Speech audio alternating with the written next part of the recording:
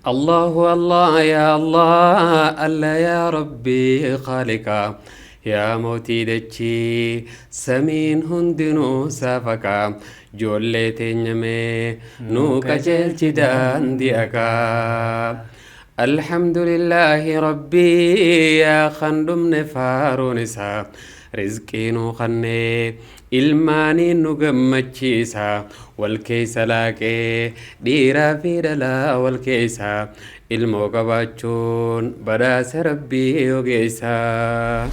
Ati bara beekamtii wanni jedhamu kun maqaan beekamtii jedhu kun jechumaan vokaabariin beekamtii jedhu kun hin beekamne inni mataan isaa hin beekamne keessatti beekamaa turte ati. Qarshii meeqaa harkadhe doolaara 133 kan ta'a. Waa guddaadha. Doolaara 133 jechuun qarshii teenya meeqattiin sharafee qarshii 1000 fi wayi. Qarshii bara sanitti qarshii 1000 wayi. Qarshii maali sharafni isaa. Qarshii 1000 fi waan kana hoggaan galu addunyaa tar namni hanga fayyadu jaaraan jiru. Dachii kaaree 1000 kana bitti. Hidhannoon uummata Islaamaa eenyu irratti ta'uu qaba? Magaalaa Wadaayirra sagantaa guddoo akka Itoophiyaatti gaggeeffamtutu jira akka Oromiyaatti yookaan sagantaa guddaa kanarratti dirree idaara gaggeeffama. Abbaa sagantaa taanee affeeramna. Firra taa'eetuma si jajaa isaatu banaa jirti. Firra taa'ee ni dadhabdame. Wanni irra taa'an hin jiru.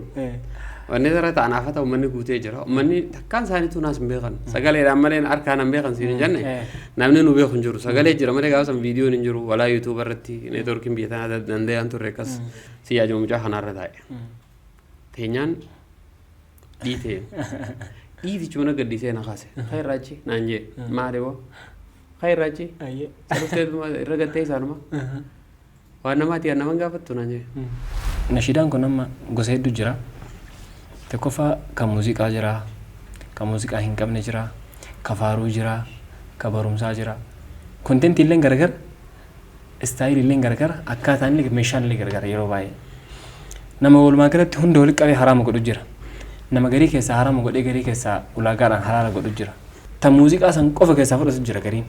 Gariin warra manzuumaa qofa fudhatee nashiidaa dhiisu jira. Mee kanniin nashiidaa jechuun maali? Ta keessaa qabatamuu qabdu.